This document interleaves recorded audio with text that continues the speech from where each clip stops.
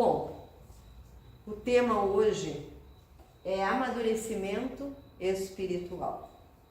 Nós sabemos que nós temos um amadurecimento emocional, comportamental, né? Nós, como seres encarnados, à medida que vamos crescendo, se espera que se amadureça, né?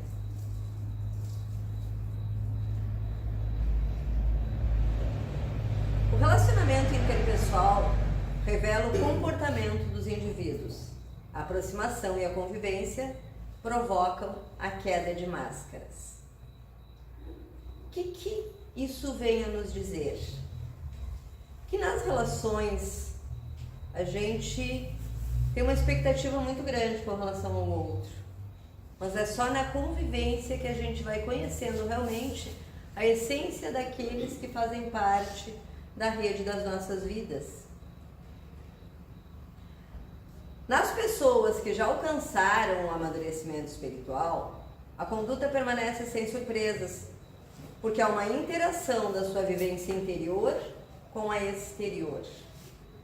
Gente, nós hoje estamos numa caminhada de busca do conhecimento espírita, não é verdade? Quanto mais nós nos aprofundamos no conhecimento, mais nós nos cobramos. Isso é muito natural. Por quê? Porque se você conhece a verdade e você não usa a verdade na tua vida, de nada vale. Jesus disse: conhecereis a verdade e a verdade vos libertará.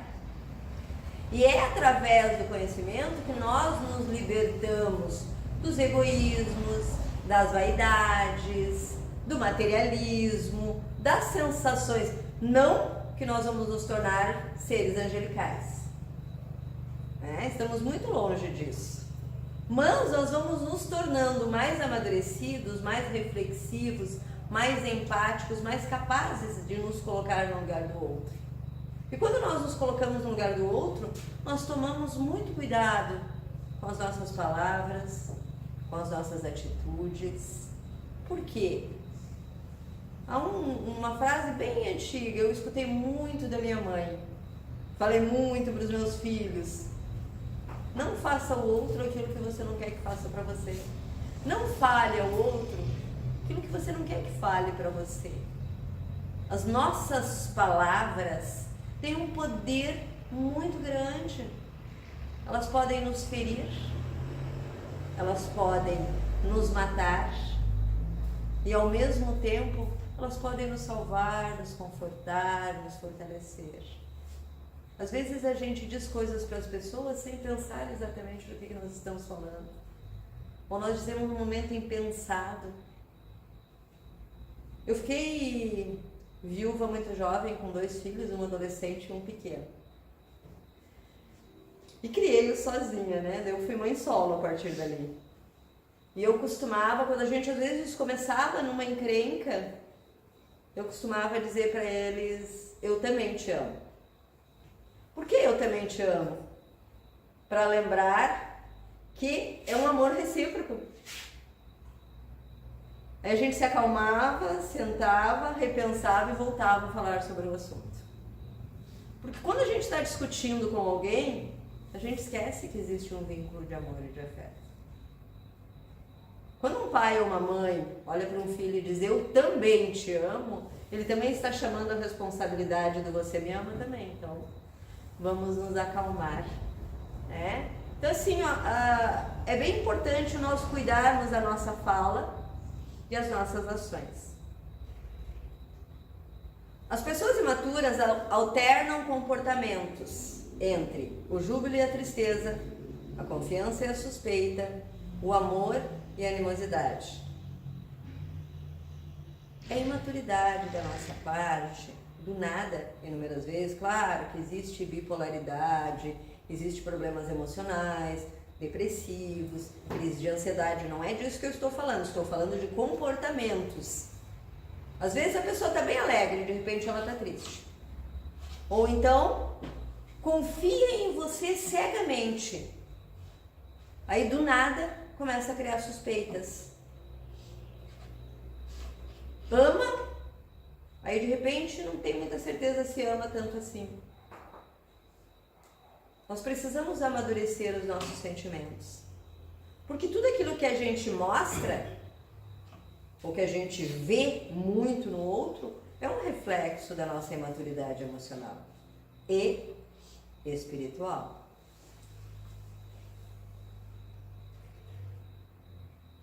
O projeto de melhoria individual de todos nós esbarrará ainda longo tempo na mazela moral do orgulho, que constitui a raiz de larga soma de atitudes humanas.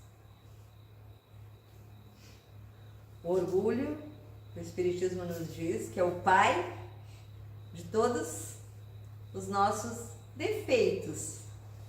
É o pai de todas as nossas limitações, de todas as nossas dores, de todos os nossos sofrimentos. Quem hoje aqui poderia levantar a mão e dizer: eu não tenho nada de orgulho? Deixar minhas mãos bem para baixo, gente. Nenhum de nós. Nenhum de nós. Nós temos que começar a trabalhar essas questões.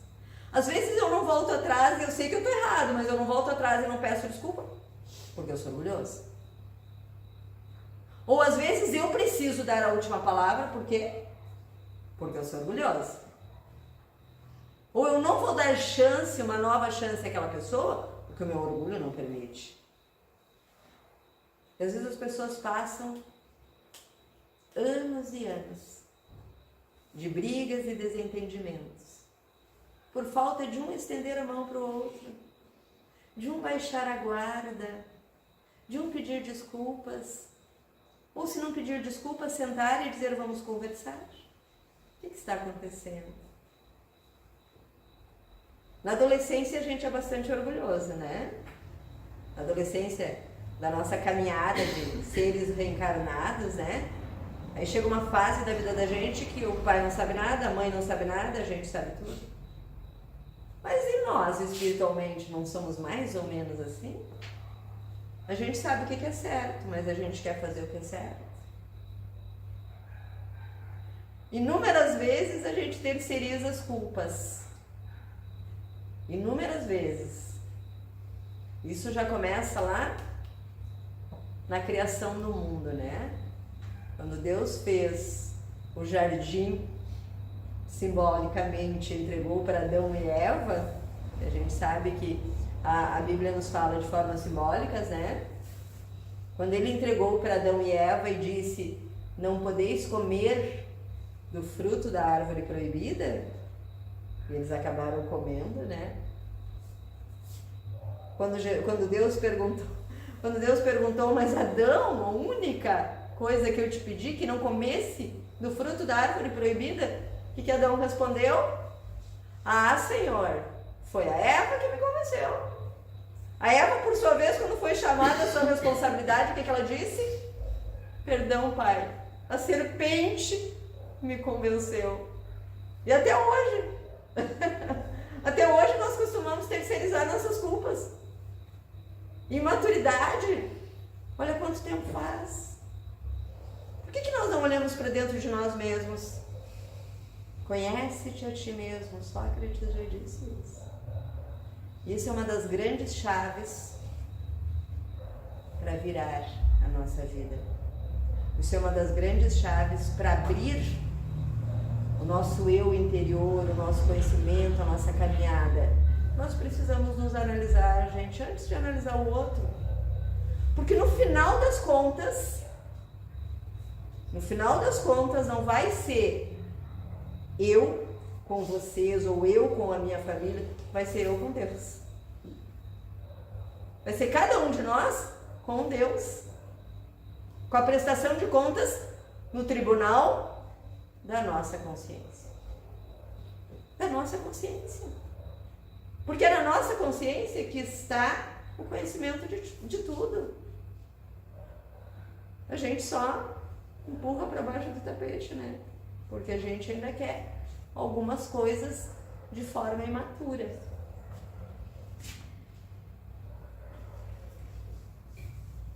Uma das insensatezes da humanidade consiste em vermos o mal do outro antes de vermos o mal que está em nós.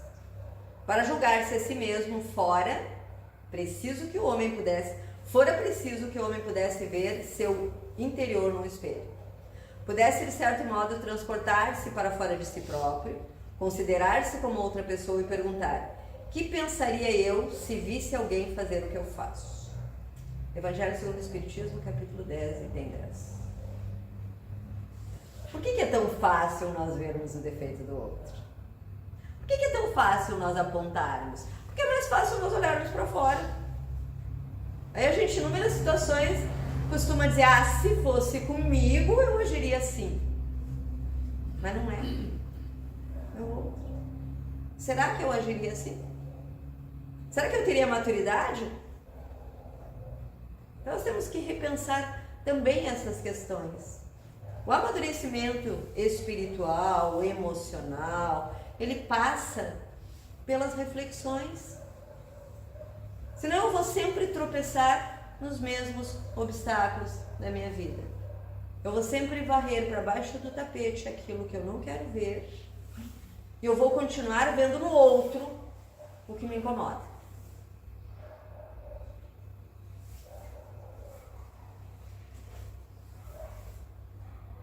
Evangelho segundo o Espiritismo. Incontestavelmente, é o orgulho que induz o homem a dissimular para si mesmo seus defeitos, tanto morais quanto físicos. A gente é bem indulgente com a gente mesmo, né? Ah, eu sou tão boazinha. Eu gostaria de ser boazinha. Eu preciso perceber aonde que eu ainda preciso me melhorar. Porque nós mesmos criamos máscaras, gente, daquilo que a gente quer ser. Isso é anormal? Não. É anormal se eu acreditar. Porque a gente sempre, quando a gente toma qualquer atitude, a gente sempre joga no outro. Ah, não, mas eu agi assim porque a fulana me disse tal coisa. Ah, eu só briguei na escola lá porque o outro me provocou. Hoje eu sou assim porque o meu pai e a minha mãe, quando eu era criança. Terceirização das culpas. Quem aqui não tem traumas de infância? Quem aqui não carrega dores na alma?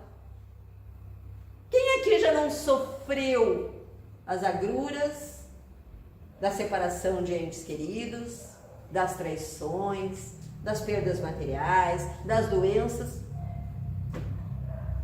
Todos. Vamos usar isso como bengala? Não podemos. Até usamos algumas vezes. Não nos convém. Principalmente nós, que buscamos no Espiritismo, que clareia as nossas mentes, os nossos corações, que nos dá uma visão à luz da razão.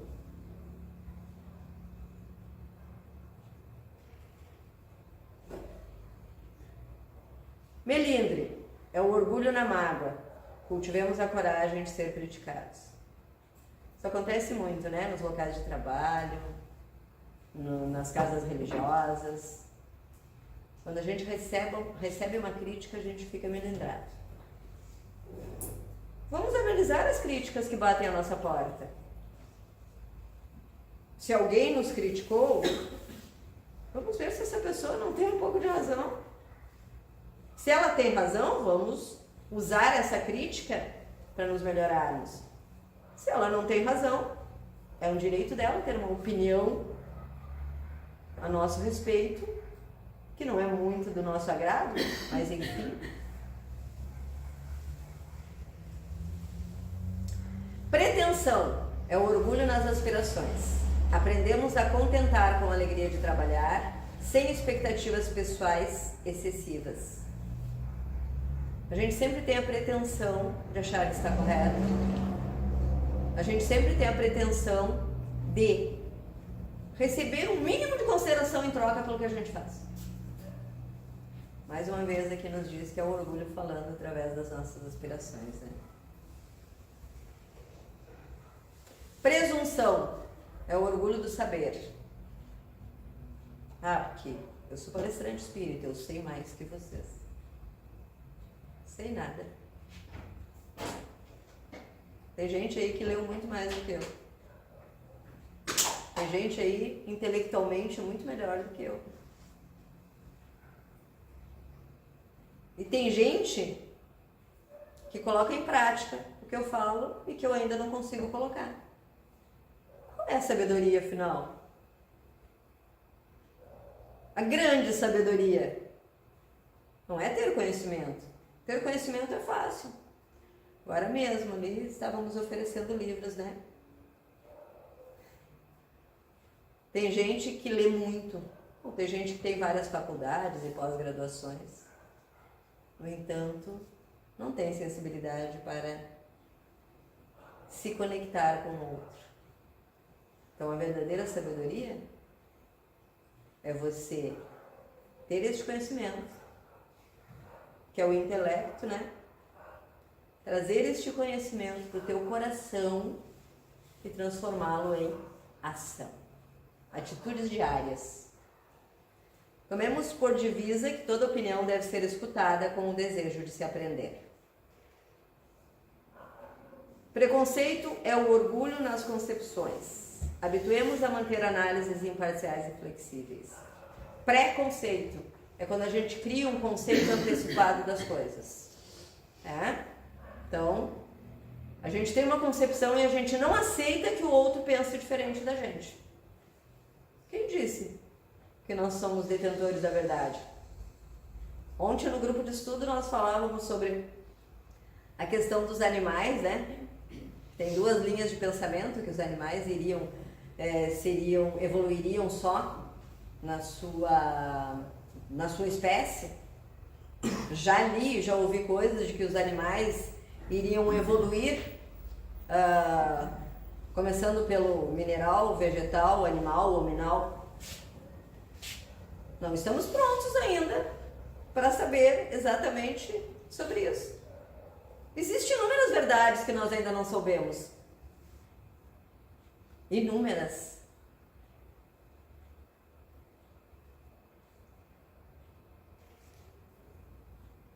Desprezo é o orgulho no entendimento.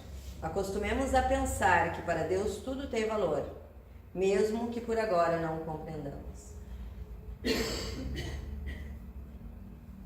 Para Deus tudo tem valor. Tudo. O bandido, o estuprador, a prostituta, o dependente químico, o arrogante, o ladrão, o orgulhoso. Não quer dizer que nós vamos compactuar com as atitudes deles. Mas nós temos que entender que eles são tão filhos de Deus quanto nós. Não cabe a nós desprezá-los, orar por eles.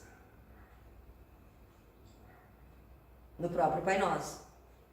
Pai Nosso que estás no céu. E não é só nosso aqui. Quando eu digo nosso, é no sentido amplo. Eu me coloco como irmão de todos. E eu acho que a maioria das pessoas reza o Pai Nosso, né?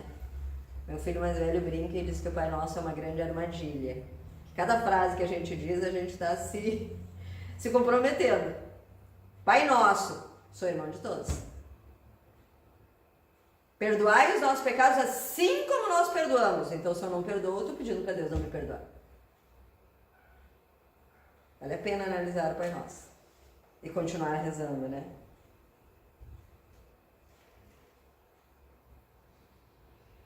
Vaidade é o orgulho do que se imagina ser. A gente sempre se imagina ser melhor do que a gente é. A gente sempre se imagina mais merecedor do que a gente realmente é. É vaidade, né? É vaidade da nossa parte achar. Às vezes a gente ouve as pessoas dizer, não, mas você tem um pouco mais de como é que se diz? De atenção até da espiritualidade porque você trabalha. Não. A espiritualidade dá atenção pelo merecimento, pelo coração das pessoas. Eu posso estar aqui fazendo uma palestra e ser a pessoa que eu aparento ser. Não é verdade? Só quem realmente me conhece um pouco mais vai saber mais ou menos quem eu sou. Falar é fácil, gente. Colocar em prática não tanto. Então, uma coisa que eu sempre falava quando eu tinha grupo de jovens da casa, não peguem ninguém encarnado como referência. Aí o palestrante e tal é maravilhoso. A fulana é tão boazinha. Nossa referência é Jesus Cristo. E na caminhada de Jesus Cristo e no Evangelho de Jesus Cristo tem todo o mapa do caminho que nós temos que seguir. Todas as instruções. Jesus Cristo é a nossa única referência que nós devemos pegar para seguir a nossa caminhada. Devemos sim nos apoiar uns nos outros, buscar ajuda, buscar amparo, buscar uma fala, mas lembrando que a referência é Jesus. Nós somos todos falhos, como dizia a nossa amada Marina Jobim, que já se encontra no plano espiritual, que não tem mocinho, é tudo bandido. Procuremos conhecer a nós mesmos e ter coragem para aceitarmos tais quais somos, fazendo o melhor que pudermos na melhoria pessoal. Conhece-te a ti mesmo, acolhe-te, aceita-te e busca a transformação. Inveja é o orgulho perante as vitórias alheias. Às vezes a gente ouve as pessoas, né? Ah, mas eu trabalho pra caramba, eu não consigo trocar de carro, meu vizinho tá com carro zero na garagem. Seria tão mais fácil nós nos alegrarmos com a conquista dos outros. Não seria tão mais fácil nós olharmos para o que a gente tem, ao invés de olharmos para o que a gente não tem? Gente, quando nós olhamos para o que a gente tem, é tanto. É tanto. O fato de estarmos aqui, ouvindo quando tantos não ouvem, vendo quando tantos não veem, falando quando tantos não falam. O fato de nós estarmos aqui hoje, quando tantos estão numa cama de hospital, que gostariam de estar, mas já não podem mais sair porque estão acometidos por doenças. Então nós temos tanto. Temos que pensar sobre isso. Admitamos que temos esse sentimento e o enfrentemos com dignidade e humildade. Precisamos perceber quando há inveja da nossa parte com relação à vida dos outros, até para nós nos melhorarmos, né, gente? A falsa modéstia é o orgulho da humildade artificial. Esforcemos-nos pela simplicidade que vem da alma, sem querer impressionar. Às vezes não basta a gente fazer de conta que é humilde. Colocar uma máscara de humildade. Conhece-se o verdadeiro espírita pelo esforço que ele faz para transformar-se a si mesmo. E é uma luta diária. Nós tínhamos o seu Garcia, que agora não vem mais no domingo, mas ele sempre dizia que orar e vigiar é 48 horas no dia. Então, quer dizer, a cada uma hora a gente tem que vigiar 2, né? Como se o dia não tivesse só 24, mas é verdade, nós precisamos nos vigiarmos muito. A prepotência é o orgulho do poder. Aprendamos a descobrir o poder interior em nós mesmos, transformando a prepotência em autoridade. Eu não diria autoridade, eu diria até liderança, né? Porque ninguém gosta muito de seguir regras autoritárias. A diferença entre um chefe e um líder é que o chefe você segue por obrigação e o líder você segue por admiração. Então, vamos desenvolver isso em nós mesmos, né? Vamos ser mais líderes. Vamos fazer com que as pessoas se animem em nos seguir. Vamos colocar emoção nas coisas que a gente faz. Vamos fazer com o coração.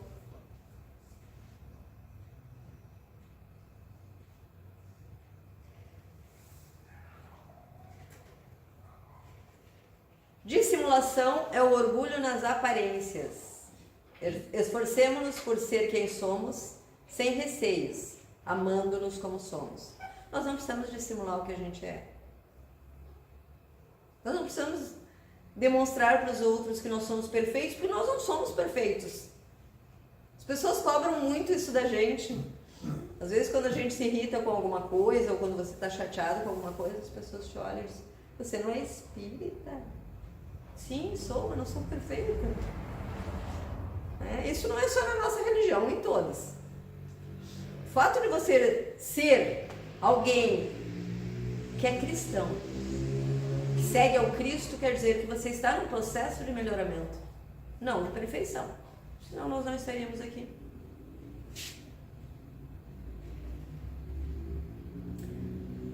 A tua ação e relação traduzem como és interiormente. Disso a gente não escapa, gente. Tu pode fingir, tu pode dissimular, tu pode... A forma como que você age e reage mostra exatamente como você é.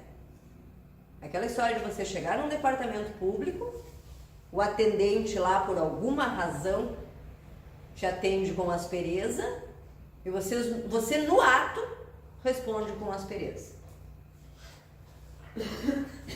Você reagiu, você botou para fora o que você tem dentro de você. Aquele momento em que alguém chega e te conta uma fofoca, você escuta e no mesmo momento você liga para alguém e passa adiante. Maledicência. Então nós temos que perceber isso em nós, que as nossas ações, as nossas reações, elas mostram exatamente o que nós temos dentro de nós. Não adianta dissimular. Se eu sou boazinha com as pessoas lá fora, eu sou gentil no meu local de trabalho, na casa espírita, seja lá onde eu andar. No entanto, em casa, eu sou grossa com meu companheiro, eu sou estúpida com os meus filhos. Quem sou eu, afinal? Aquela Isabel boazinha lá fora ou aquela Isabel que dentro do meu lar ajo e reajo sem me preocupar com as aparências?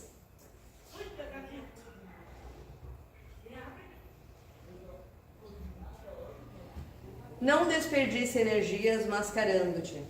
Antes, aplica-as em contínuo trabalho de autoaprimoramento, de crescimento interior, até exteriorizares as conquistas em simpatias, cordialidade e amor.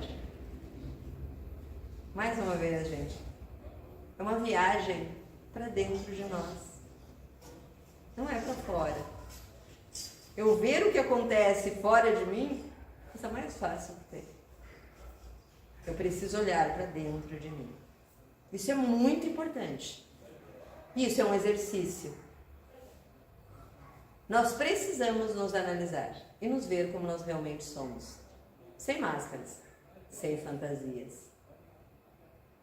Conhecereis a verdade vos libertará. E a verdade nos liberta. E nós não precisamos nos sentir culpados de ter as nossas imperfeições, não.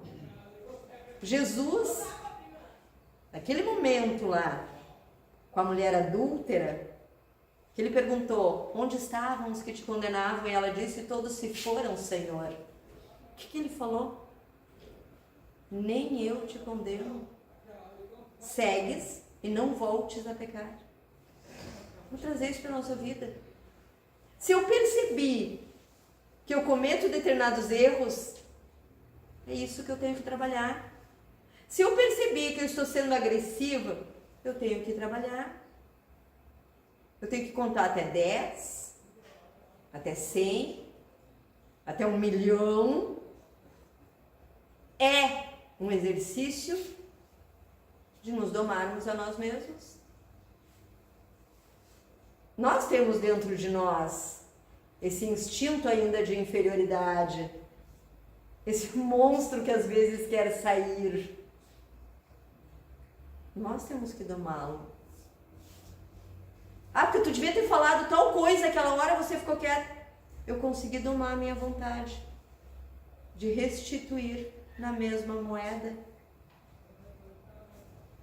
Isso é uma vitória. Isso é uma vitória. Quando no trânsito alguém fecha a nossa frente e a pessoa já tem vontade, mas aí eu controlo, eu respiro. Passou. Isso vai se tornar um exercício e eu vou me melhorando. Não vai ser da noite para o dia. Agora eu percebi que eu tenho esse defeito. Pronto. Passe de mágica. Não existe, gente. Não existe passe de mágica. É um processo de autoconhecimento, de autocontrole, de automelhoramento. E Deus coloca tantas pessoas maravilhosas ao nosso lado para nos ajudar, né? Alguns para nos ajudar a ser pacientes. Outros para nos ajudar a ser indulgentes. E outros para segurarem a nossa mão e dizer, vamos juntos. Por isso Deus nos deu a bênção de nascermos de uma mãe, de termos ou não um pai, né? Às vezes os pais não são muito presentes, ou não são nada presentes. Família. Escolher uma companheira, escolher um companheiro. Sejam gratos à família que vocês têm, aos companheiros que vocês escolheram, às pessoas que Deus coloca na vida de cada um de nós. Sejamos gratos, né? Então era isso a reflexão da noite de hoje. Que nós possamos pensar sobre o nosso amadurecimento espiritual. Porque o amadurecimento espiritual de cada um de nós não depende da palestra, não depende do passe, não depende da leitura de livros. Depende de uma coisa chamada vontade, de busca. Sem vontade, eu não saio nem daqui para chegar até aquela cadeira. Eu preciso ter vontade para me movimentar, tanto física, quanto intelectual, quanto espiritualmente. Então vamos colocarmos numa posição confortável, fecharmos os nossos olhos. Neste momento, respirarmos profundamente, deixando que esta energia de luz adentre os nossos corpos, envolva cada órgão do nosso corpo físico, envolva especialmente a nossa mente e o nosso coração. Que todos os nossos medos neste momento, que todas as nossas dores, as nossas mágoas, as nossas tristezas, as nossas doenças físicas, emocionais, espirituais, sejam iluminadas pelas luzes dos trabalhadores da Seara do Cristo, sejam repensadas para que nós possamos bebermos desta fonte de luz que o Espiritismo nos traz, clareando a nossa mente, o nosso coração. Com isso, Senhor, conectados a essas energias do universo, nós te agradecemos pela vida, pela oportunidade de estarmos aqui, pelas nossas famílias, pela nossa caminhada. Te agradecemos, Senhor, pelo pão da nossa mesa, que alimenta o nosso corpo físico. Te agradecemos, Senhor, pelo Evangelho do Cristo, que alimenta a nossa alma. Te agradecemos, Senhor, por todos os nossos entes queridos que já se encontram no plano espiritual. Te agradecemos, Senhor, por esta casa que nos acolhe. Te agradecemos, Senhor, pelo Espiritismo que nos traz o alento e a esperança. Nós te agradecemos também, Pai, pelas dores, pelas doenças, pelas tristezas, pelas pessoas difíceis que tu colocas no nosso caminho, porque é através delas que nós crescemos, evoluímos e nos tornamos seres melhores. Que nós possamos a cada dia aprimorarmos em nós a nossa evolução no amadurecimento emocional e espiritual. Porque é este amadurecimento, Senhor, que fará parte da nossa bagagem quando partirmos para a verdadeira pátria, que é a pátria do mundo maior. Aqui estamos de passagem, Senhor. Mas o dia que partirmos para o lado de lá, queremos poder nos sentirmos felizes e tranquilos, porque nos melhoramos, por pouco que seja. Obrigada, Senhor, por esta noite. Obrigada, mais uma vez, por estarmos aqui. Que assim seja. Graças a Deus.